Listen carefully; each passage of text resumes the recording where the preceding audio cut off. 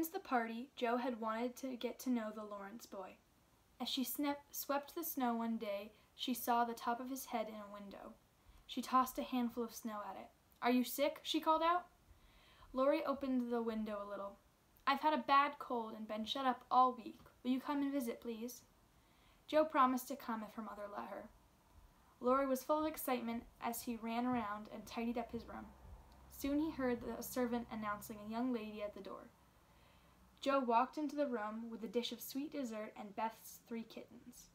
Laurie laughed at the kittens. He asked about Jo's sisters. "When I'm alone up here, sometimes I look at your house, and you seem to be having such a good time. I haven't got a mother, you know." Jo felt sorry for him. "You can come over and see us. Mother is wonderful, and Beth will sing to you. Amy would dance. Meg and I will make you laugh." They talked about books, and Jo told him stories of her Aunt March that made him laugh. Laurie left her for a moment, and Jo stared at Mr. Lawrence's portrait. "He seems grim, but he's got kind eyes," Jo said to the room. "I shouldn't be afraid. He isn't as handsome as my grandfather, but I like you." "Thank you," a rough voice said. Jo saw to her horror that old Mr. Lawrence had entered the room. She blushed and saw that his eyes were even kinder than in the portrait. His gruff voice said, "So, you're not afraid of me?" "Not much, sir," said Jo. "And you like me?" "Yes, I do, sir," she said. He laughed. "Well, if you'd like to come downstairs to tea, you're welcome to," he said. Jo agreed and wondered what Meg would say about this. She and Laurie followed him into a great drawing room. He stood by a grand piano. "Do you play?" Jo asked Laurie. "Sometimes," he said. "Please let me hear so I can tell Beth." He played very well, and Jo wished Beth could hear him. When she praised him, his grandfather stood up quickly, shook her hand, and left. "Did I say something wrong?" she asked. Laurie said, "He doesn't like to hear me play." As she left, she promised to come again. After she told everyone at home of her adventures, they all wanted to go visit. Why doesn't he like Laurie to play the piano, Mother?" Jo asked. "I think it was because Laurie's father ran away and married an Italian lady who was a musician. They died when Laurie was young, and his grandfather brought him home. He is also afraid Laurie will want to be a musician like his mother." When Jo asked her mother if Laurie could come see them, she agreed that he could. The new friendship between the Marches and the Lawrences soon grew. After they got used to Mr. Lawrence, they had wonderful times together, doing plays, going on sleigh rides, and even having a few parties at the great house. Meg walked through the indoor garden whenever she wanted, while Jo enjoyed the new library. Amy copied pictures, and Laurie played Lord of the Manor. Beth longed to see the piano. She went once with Jo, but old Mr. Lawrence frightened her with his loud voice, so she ran away and promised never to come back. During one of Mr. Lawrence's visits to the March house, he told stories about music, and soon Beth crept nearer. He talked about how Laurie did not work on his music. "I am glad of it, but the piano suffers from not being used. Would some of your girls like to come and practice on it?" he asked. Beth moved a step forward. "They wouldn't even have to talk to anyone, just come and play," he continued. "I am usually in my study on the other side of the house." Then Beth slipped her hand into his and told him how much she loved music. She blushed and gave his hand a thankful squeeze. The next day, after she saw the Lawrences leave their house, she snuck into the house and into the room where the beautiful piano stood. With fingers that trembled, Beth finally touched the great piano's keys and soon forgot her fear. She stayed until Hannah came to take her home for dinner. Beth smiled at everyone instead of eating. After that, she went nearly every day. She never knew that Mr. Lawrence often opened his study door to listen. "Mother," Beth said a few weeks later, "I'm going to make Mr. Lawrence a pair of slippers. He is so kind to me." Beth worked hard on the slippers. With Laurie's help, they snuck them onto Mr. Lawrence's table one morning. It was almost 2 days before anything happened. Then a letter came for Beth. "Look, he sent you," Amy began, but Jo stopped her until Beth came into the house. In the parlor sat a little piano. "For me?" Beth gasped, holding on to Jo. They begged her to read the letter, but she said, "Read it, Jo, I'm too excited." Jo read, "I've never had slippers that I liked better. I know you will allow the old gentleman to send you something that once belonged to the granddaughter he lost. Your grateful friend, James Lawrence." Beth tried the pretty piano. Everyone said it was the most wonderful piano they ever heard. You should go thank him, Joe said, knowing Beth would not do just such a thing. But Beth amazed them all by standing up and saying, "Yes, I will do it now." They would have been even more amazed if they had seen her go to the study, throw her arms around him, and kiss him. He walked her home, shook her hand, and touched his hat as he left. When the girls saw, Joe began to dance. Amy nearly fell out of the window in surprise, and Meg said, "I do believe the world is coming to an end."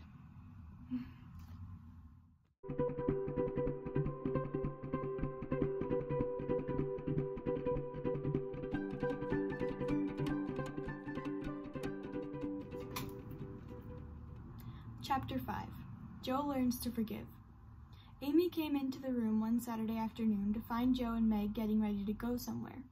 "Where are you going?" she asked. "Little girls shouldn't ask questions," Joe said. Amy saw Meg put a fan into her pocket. "You're going with Laurie to the theater." "I want to go. I want to go with you and Laurie." "I'll be good," she begged. Meg turned to Joe. "Maybe we could take her. If she goes, I won't," Joe shouted. "Laurie already has our seats, and if she goes, he'll have to be nice and let her have his. It will ruin the evening." When Laurie called from downstairs, Amy screamed, "You'll be sorry for this, Joe March." Joe slammed the door as they left. When they got home, Amy was sitting in the parlor reading. She never looked up at them. Joe ran to her dresser in her room. The last time she and Amy had fought, Amy had emptied out Joe's top drawer, but this time everything was in its place. The next day, Joe discovered something was missing. She ran into the parlor and asked, "Has anyone taken my book?" Meg and Beth were quick to say no. Amy poked the fire and was very quiet. "You've got it, Amy," Joe yelled at Amy. Amy shouted, "You'll never see your silly old book again. I burned it." Joe turned pale. She had worked so hard on that little book, filling with her own writing. There were stories Joe had worked on for years. She wanted to have it all filled up before Father returned. Now it was burned. At tea time, Amy gathered her courage and said, "Please forgive me, Joe." "Never," Joe answered. She ignored Amy from then on. When Mrs. March kissed Joe good night, she whispered, "Don't let the sun go down on your anger. Forgive each other." But Joe said, "She doesn't deserve to be forgiven." The next morning, Joe decided to ask Laurie to go skating. When Amy heard the noise of the skates, she cried, "Joe promised I could go with him next time. Today is the last time the ice will be good." "Go after them," Meg said. "Be kind, and Joe will be friends again." But when Joe saw Amy following behind, she turned away. Laurie did not see her. Joe skated down the river, ignoring Amy. Laurie shouted, "It's not safe in the middle. Stay near the shore." But Amy did not hear him. She skated towards the smooth ice in the middle. Joe began to skate farther away, but turned in time to see Amy fall through the ice. Joe couldn't scream or move. Laurie rushed past her. "Quick, grab a fence rail." Joe dragged a rail from the fence as Laurie held Amy up by his arm. Together they pulled her out. She was more frightened than hurt. Laurie wrapped his coat around Amy, and they hurried her home. She finally fell asleep, rolled in blankets near a hot fire. "Is she safe?" Joe whispered to her mother. "Yes, thanks to you and Laurie for covering her and getting her home quick." Joe fell down beside the bed and cried, "It will be my fault if she dies. It is all because of my awful temper." Amy moved in her sleep. Joe looked up and said, "I did let the sun go down on my anger. If it hadn't been for Laurie today, I might have never have been able to tell her I forgive her." Amy opened her eyes and held out her arms.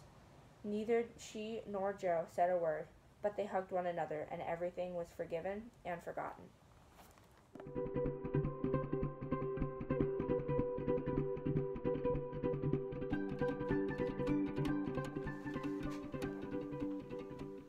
Chapter 6. Secrets. In the evenings, Joe worked quietly in the attic. She wrote and wrote until the last page was filled, then signed her name and threw down her pen. "I've done my best," she announced. She read her story, making changes here and there. Then she took another story she had written from an old tin box. She crept downstairs as quiet as she could, put on her hat and jacket, and snuck out a back window. Joe took a cab to town, being very mysterious for anyone who might be watching. She went inside a doorway, but ran out 3 times before finally going inside the building. A young gentleman watched and waited outside. Jo saw him as she came out 10 minutes later. She hurried past, but he followed her and said, "You are up to some kind of mischief." Jo tried to ignore Laurie. "If you are nice, I'll walk with you and tell you something interesting," Laurie said. "It's a secret. Then you must tell me yours." Jo started to say she had none, but remembered that she did. After making him promise not to tease, she whispered, "I have left 2 stories with a newspaper man. He will tell me next week if he'll publish them." "Hurrah!" Laurie shouted, throwing his hat in the air. "Hush," Jo said. "Nothing will come of it, but I had to try. I haven't told anyone else, so they won't be disappointed." But Laurie praised her stories and made her eyes sparkle. She asked, "What is your secret?" He said, "I know where Meg's glove is." Jo looked disappointed. Meg had lost her glove at the New Year's party ages ago. The March girls had long forgotten about it. "Is that all?" she asked. Laurie said, and here is where it is." He leaned forward to whisper in Jo's ear. Jo looked upset. "How do you know?" "Saw it," he said, "in a pocket. Isn't that romantic?" "No," Jo said. "It's horrible. What would Meg say?" Laurie asked her not to tell anyone. "I thought you'd be happy." Jo cried, "I'm disgusted. I wish you hadn't told me." For a week, Jo behaved strangely. Her sisters were worried.